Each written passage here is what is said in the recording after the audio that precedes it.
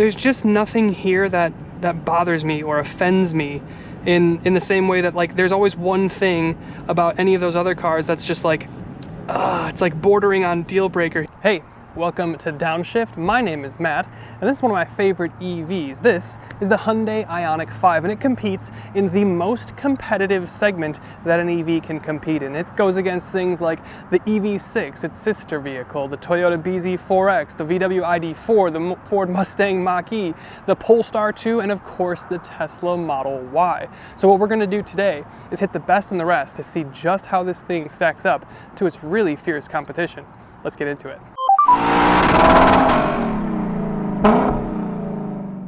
Now, the first thing that we have to talk about is a very EV thing, and that's range. Now, we are going to compare cars in this video in the most similar way that we can. I'm talking dual motor all-wheel drive, and that's because here in Wisconsin, it snowed this past week. It snowed on Halloween. So anyway, here in the Ioniq 5, you're going to get 260 miles of max range in your all-wheel drive. And then the Ford Mach-E will do 312 miles in its California Route 1. That's the big battery that's with all-wheel drive. That's pretty good.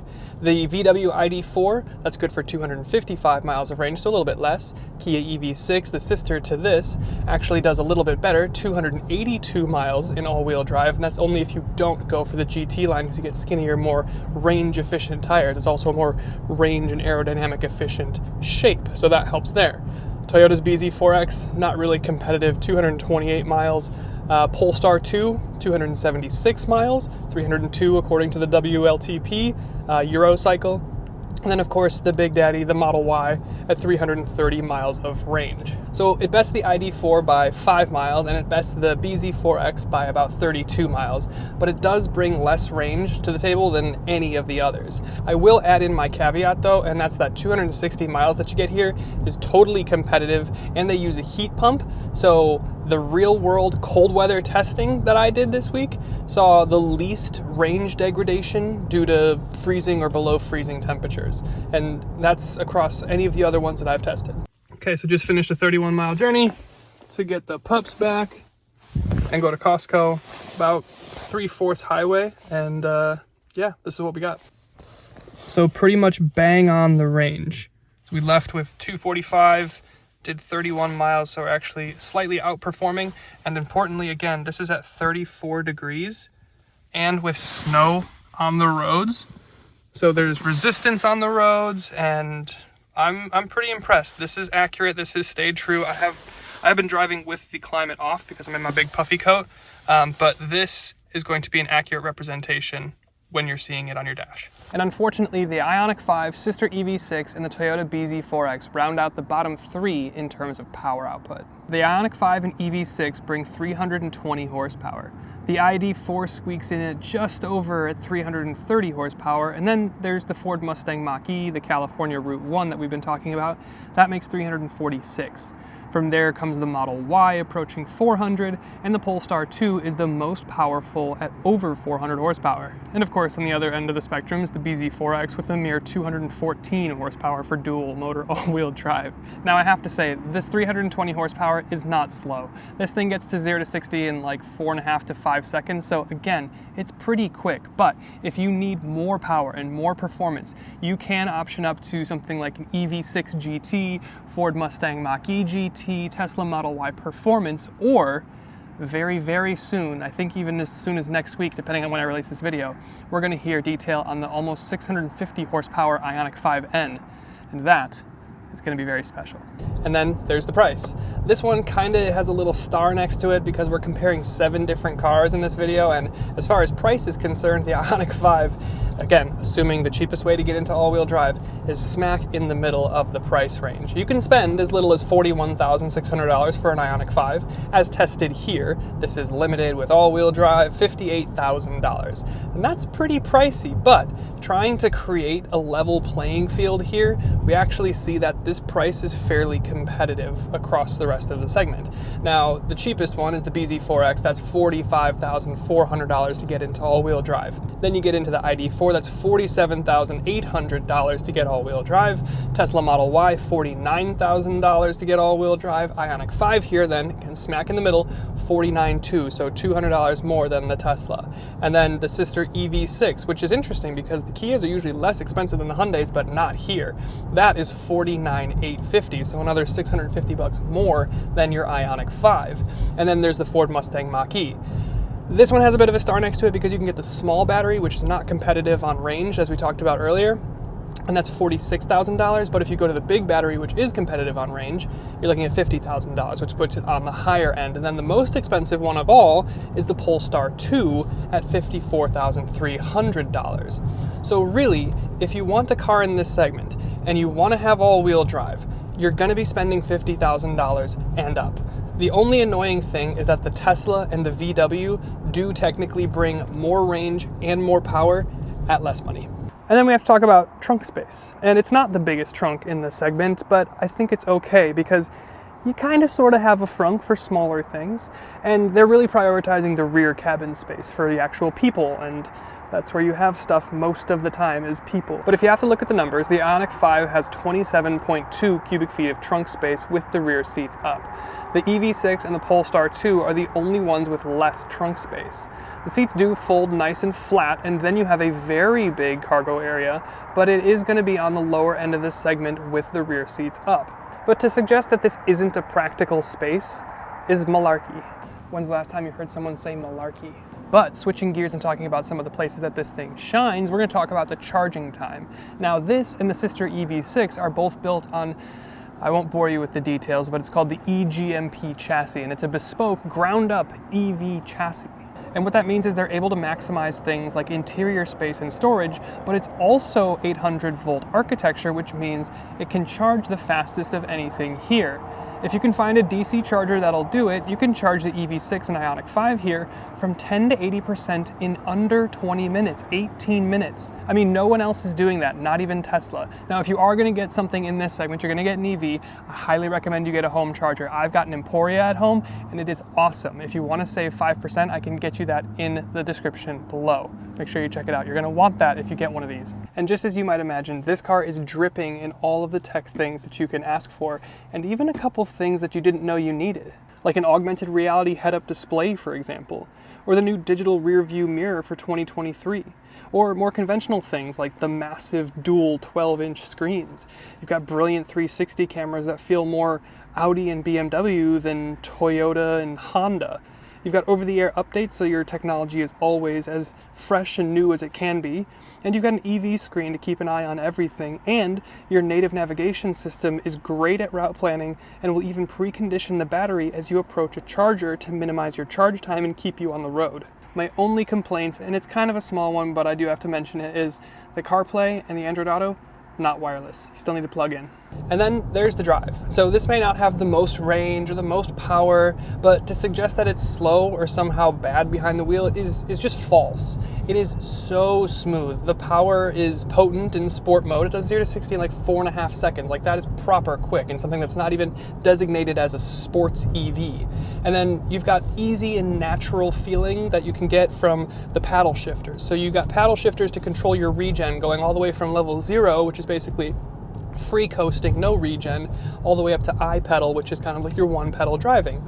I found that the most natural and kind of similar to a gas car is level 1, which gets you the double benefit of you still can add in some additional regeneration when you get the actual brake pedal involved, versus on level 0 you don't get any. But it's just easy to drive and it's really comfy. One of the things that stuck out to me is the front visibility. When you get in this thing for the first time, you feel like you're sitting up really high, but then you realize you just have a very low dash and you have a very short front end, so you can see everything out the front of the car. In fact, the visibility seems to be a big focus across the entire car. You've got great rearward visibility and you've got good side mirrors, but when you turn your blinker on, your turn signal, you've got this blind spot assist thing. You know, Honda does this on the right-hand side, but not the left. Hyundai does it on both sides, which is pretty cool. Really the only annoyance, and this isn't a driving experience thing, it's just it snowed the day that this car was delivered, which means it was caked with salt and crap on the back, and there's no rear wiper, so you had to take it to a car wash to clean that off, which is a bit of annoying. And the rear seats here are massive and some of the best in the segment. I have miles of legroom back here. I've got plenty of headroom, and I've got a huge glass ceiling to let in all the air and feel nice and spacious. Chargers, storage, cup holders, ambient light. I even have sunshades back here and a house outlet down here so I can plug in and charge things even while this thing is stationary. We'll talk about vehicle to load a little bit later. One thing though that is a little bit strange is you don't have heated rear seats back here. And the last EV6 that I tested last year had heated rear seats, which is odd because usually the Hyundai is the more luxe of the two brands. And then I love the look of this thing. It's got such a cool cyberpunk vibe. Not everyone's gonna like it. It is kind of polarizing, but those that like it love it, and those that don't like it really don't. It just doesn't look like anything else on the road, and it doesn't look like an egg like so many other EVs, Tesla and Mercedes. There's little details everywhere with pixels and patterns, and we'll cover that more in this weekend's video. But I just think it's the coolest looking of all the competitors here. I would either have mine in this cyber gray, or for an extra grand, shooting stars, a darker matte gray, and it looks really cool. Then there's the Luxuries. Now, this may be a Hyundai, and a lot of people in my comments seem to have opinions on that, but I've been all over Hyundai's lineup for the last 5 years, and I've consistently been impressed, and that story continues here in the Ioniq 5.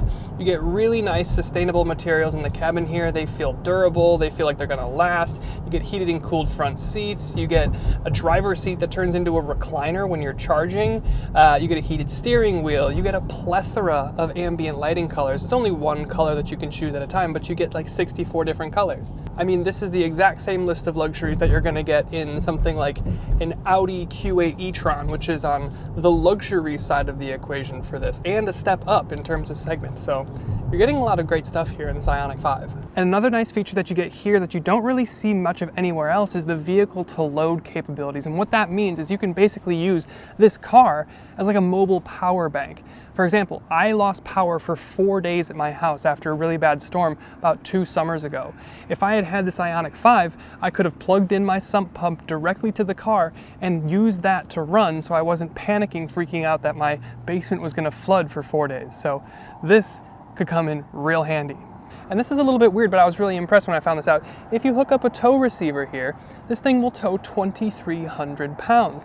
You think of EVs as never being able to tow anything, but this thing tows more than a RAV4, a CR-V, and I mean, a lot of gas rivals.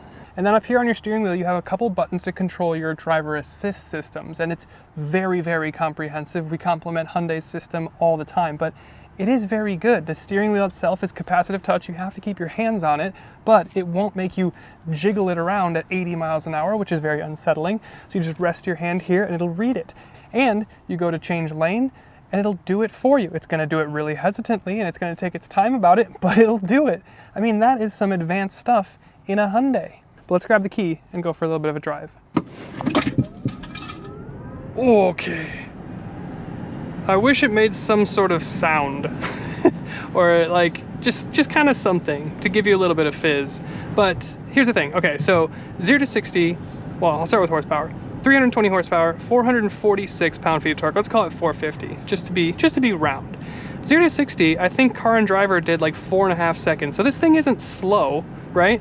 But that's not even really the thing that I like about it that much. It's the self-awareness of this car. Let me just tell you what I mean. So this thing, as we've talked about through the entire video, isn't best at any one thing, but it's very good at everything.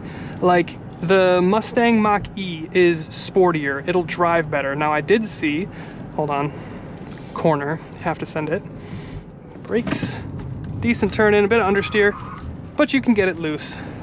Anyway, so the Mustang Mach-E, it drives sportier, it handles sportier, fine, good. I also have seen, though, I think recently, some sort of article that there's, I don't know if it's a recall or something, but the Mach-E's not happy about people flooring it. Something about going wide open throttle, even on an EV, is not necessarily good for it all the time. But the Mach-E is sportier, but it's less comfortable. The VW and the Toyota are kind of slow and, especially in the case of the Toyota, very boring. The EV6, I don't fit in comfortably, even with the seat all the way down. Like if I have a hat on, my nub on the top of the hat, yeah, that's gonna hit the ceiling, and that really irritates me.